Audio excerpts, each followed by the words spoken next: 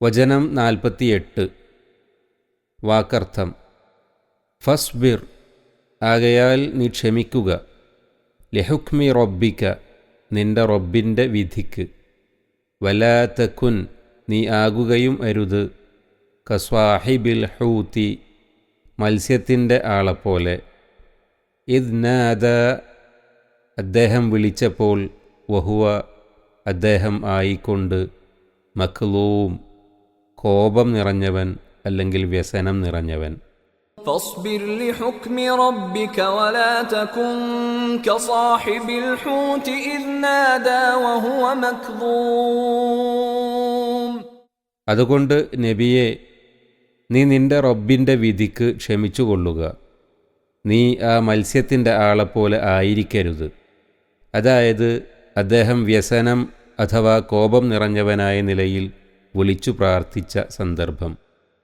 വചനം 49. വാക്കർത്ഥം: ലൗല, ഇല്ലായിരുന്നുവെങ്കിൽ, അൻ തദാറകഹു, അദ്ദേഹത്തെ വീണ്ടെടുക്കുക, നിഅമതുൻ, ഒരു അനുഗ്രഹം, മിർ റബ്ബിഹി, തൻ്റെ റബ്ബിങ്കൽ നിന്ന്, ലനുബിദ, അദ്ദേഹം ഇടപെടുമായിരുന്നു അഥവാ പുറംതള്ളപ്പെടുമായിരുന്നു, ബിൽ അറായി, പാഴ്ഭൂമിയിൽ അഥവാ ഒഴിഞ്ഞ സ്ഥലത്ത്, വഹുവ, അദ്ദേഹമായിക്കൊണ്ട്, മദ്മൂം, ആക്ഷേപിക്കപ്പെട്ടവൻ. ലൗലാ അൻ തദാറകഹു നിഅമതും മിർ റബ്ബിഹി ലനുബിദ ബിൽ അറായി വഹുവ മദ്മൂം.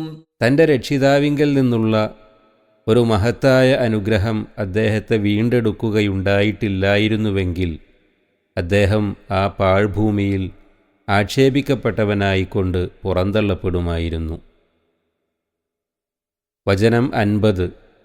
വാക്കർത്ഥം: ഫജ്തബാഹു, എന്നാൽ, എന്നിട്ട് അദ്ദേഹത്തെ തെരഞ്ഞെടുത്തു അഥവാ നന്നാക്കി എടുത്തു, റബ്ബുഹു, തൻ്റെ റബ്ബ്, ഫജഅലഹു, എന്നിട്ട് അദ്ദേഹത്തെ ആക്കുകയും ചെയ്തു, മിനസ്വാലിഹീൻ, സദ്വൃത്തരിൽ അഥവാ സജ്ജനങ്ങളിൽ. ഫജ്തബാഹു റബ്ബുഹു ഫജഅലഹു മിനസ്സാലിഹീൻ. എന്നാൽ അദ്ദേഹത്തിൻ്റെ രക്ഷിതാവ് അദ്ദേഹത്തെ നല്ലവനാക്കി തെരഞ്ഞെടുത്തു, എന്നിട്ട് അദ്ദേഹത്തെ സദ്വൃത്തന്മാരുടെ കൂട്ടത്തിൽ ആക്കുകയും ചെയ്തു. 48 മുതൽ 50 വരെ വചനങ്ങളുടെ വിശദീകരണം. അക്രമികളായ ശത്രുക്കളെ അള്ളാഹു തൽക്കാലം അയച്ചിട്ടിരിക്കുകയാണ്. അവരുടെ പേരിൽ വലിയ ശക്തിമത്തായ നടപടി അവൻ എടുക്കുന്നതാണ്.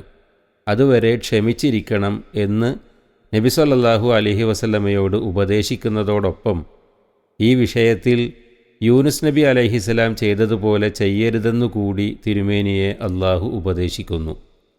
അദ്ദേഹത്തിൻ്റെ ജനത അവിശ്വാസത്തിലും അനുസരണക്കേടിലും ശഠിച്ചു നിന്നപ്പോൾ അദ്ദേഹത്തിൻ്റെ വ്യസനവും കോപവും സഹിക്കവയ്യാതെ അദ്ദേഹം സ്ഥലം വിട്ടു പോകുകയും കപ്പൽ യാത്രയിൽ വെച്ച് ഒരു വമ്പിച്ച മത്സ്യം അദ്ദേഹത്തെ വിഴുങ്ങുകയും ഉണ്ടായി.